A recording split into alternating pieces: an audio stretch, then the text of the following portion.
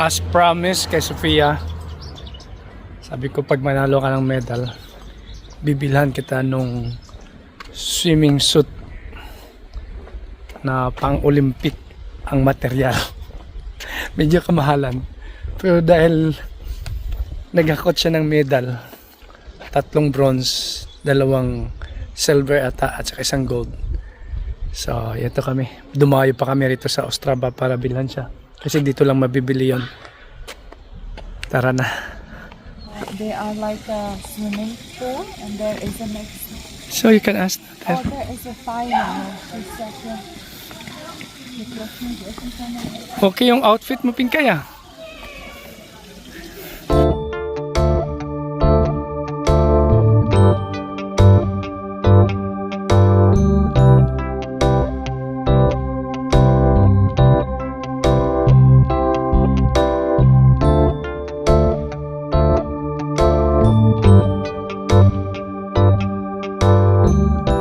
Okay, so we are going back from Ostrava. Yes. And I Yeah. think the only person happy today is Sophia. Where is she? She could finally the equipment for And, swimming. How many items did she buy? Goggles, Goggles? swimming hat, case for goggles,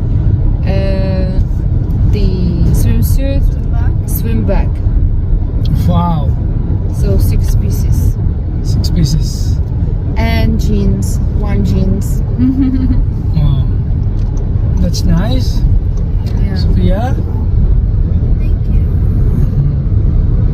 Right, okay. So, hoping that you could get more Medals. medals. Yeah, because next week she has another competition. Yeah. That's nice. All right. Okay. And plus 1 lunch.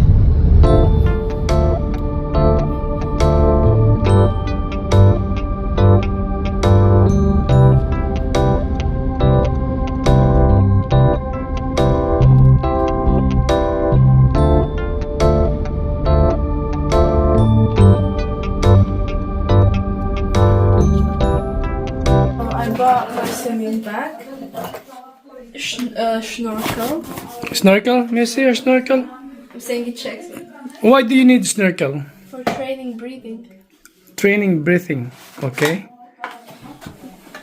Finally, because you know what? I did 200-meter backstroke yesterday, and all of a sudden my goggles fell off, and I had to find them. And I was like searching. So this one is good, yeah? This is the one Arena. they use for Olympic? Yeah, they use either the one that I tried before, Speedo? Speedo, yeah. Yeah. Speedo goggles are really nice as well, but they're expensive. They either use Arena or Speedo goggles for me. So what? This one what? This is Arena. Arena. Okay. And what else? Okay. What else? New swimming cap. Your swimming hat? Yeah. Wait, I'm gonna take it off. Mm-hmm. Yes. Hey, there's cardboard inside. Just hold it. I chose it because I like this pattern. Okay. But are they gonna allow you that? Because the one you had the name of your club above. But it's fine. It's for training. Just for training. But even Okay. if you have a different hat for your Competition? competition, it's fine. Of many Okay. people have it. So what else? But I'm not losing because it's expensive. These are like the sizes of your nose. Depends the size.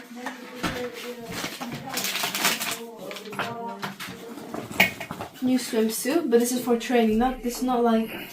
Sophie? Mhm. Okay, sorry. This is not how you say. Like.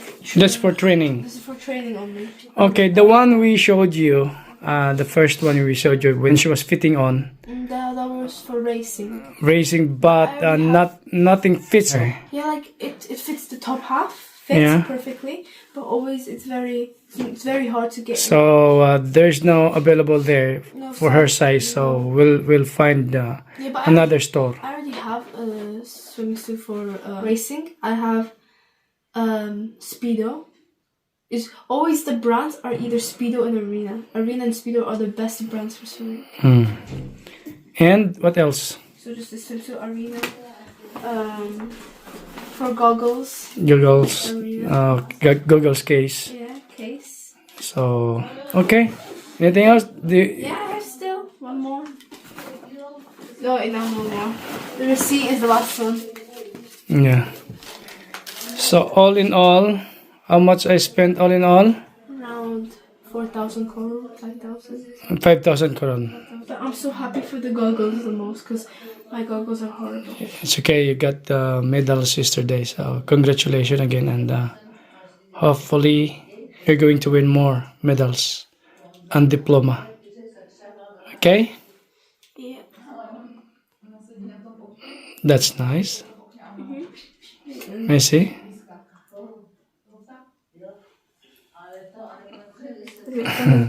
Oh no, they're falling off. Okay. Nag-heels to, no? Oh. Nandito ako sa taas. Biglang umulan ng ice, oh. Oh my goodness. Kita niyo yan? Kanina mainit eh. Ay, biglang umulan ng ice, oh. Tapos yung ice parang asin. Yung malaking asin. Oh. Buksan natin kunti, ha? Oh. Yun. Ayan. Kitang-kita mo yung paligid. Oh my. Oh my. Tara natin. Medyo lumamig bigla.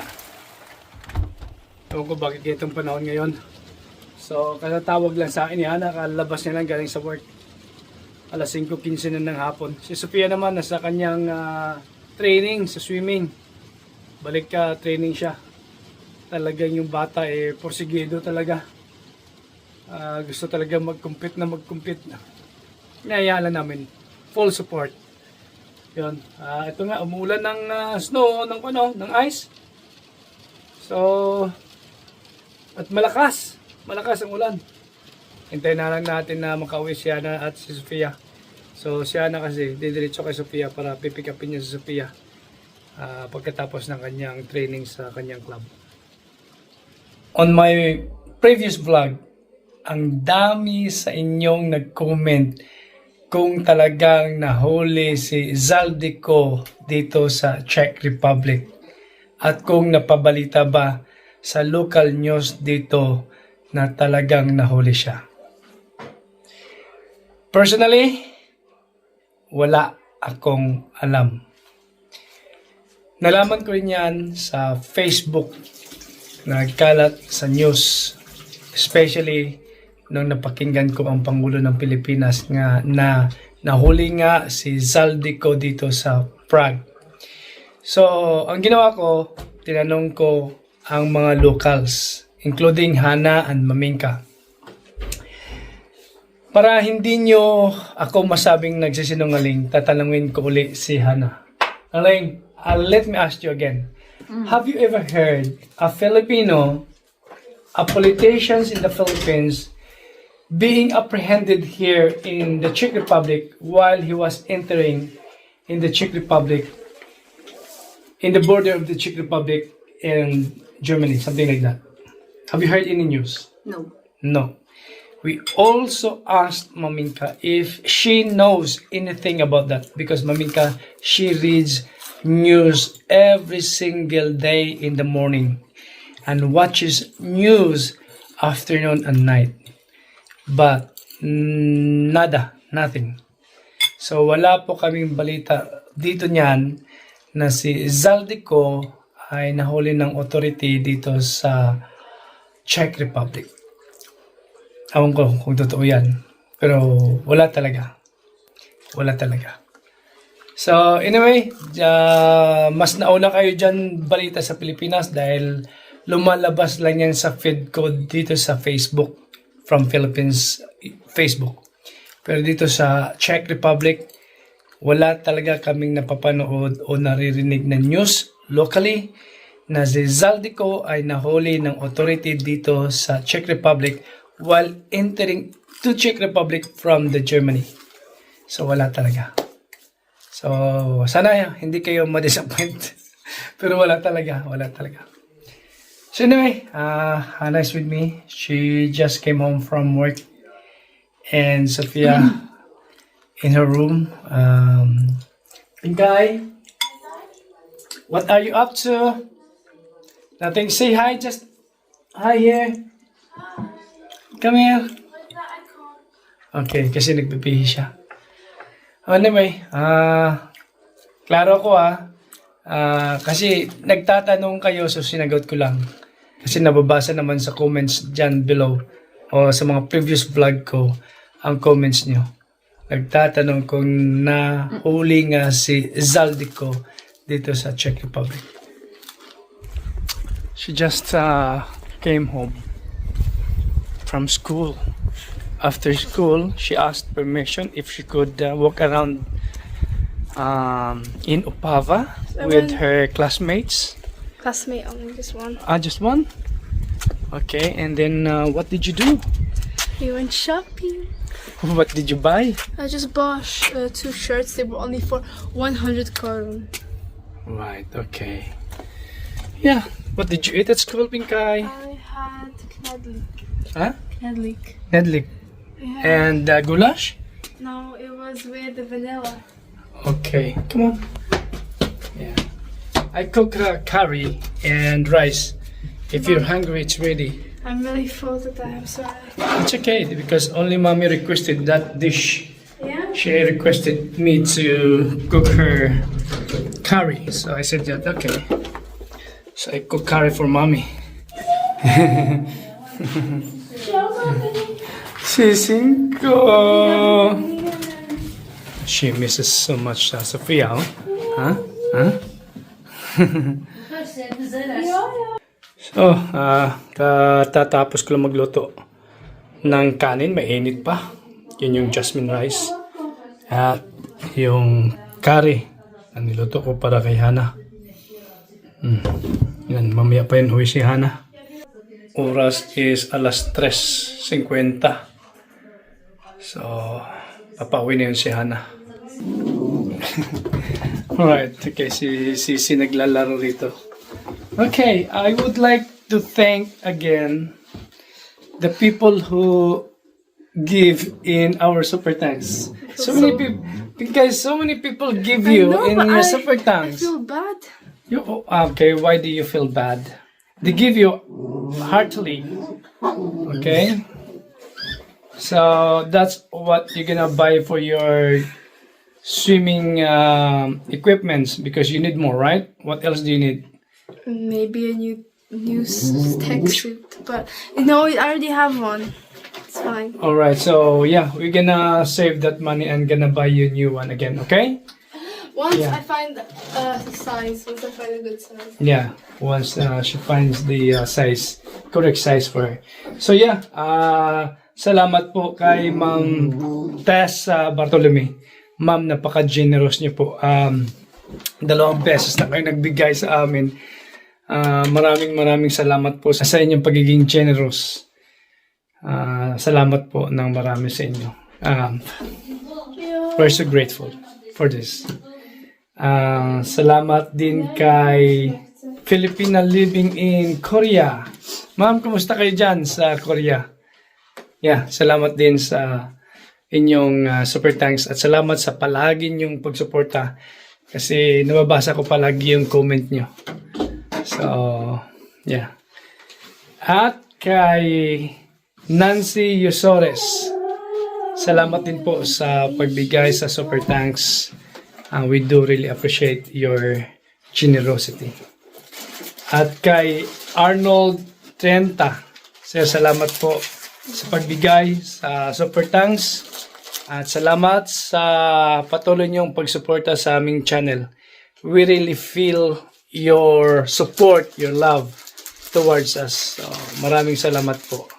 At mayroon tayong babatiin kasi nagpapabati ito kay Jao. Yung ating kaibigan ni si Jao na bumisita last dito nung Easter. At nakauwi si Jao sa Prague ng maayos. At sinashoutout ko yung dalawa niyang kaibigan na nasa Canada, si Gary at saka si April Ibanez. At ang alam ko ay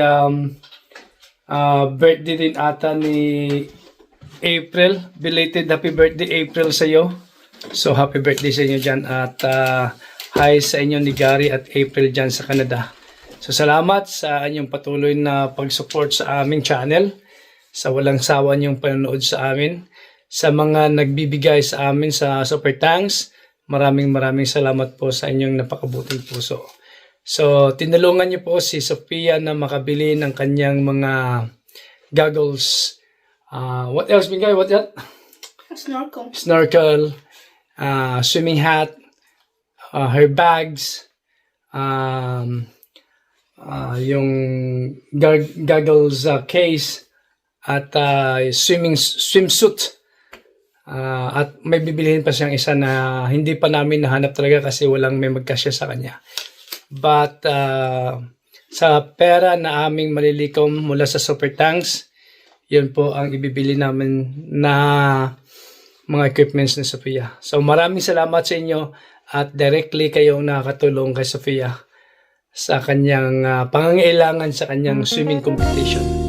So mabuhay po kayo. Thank you for Super Thanks. Bye!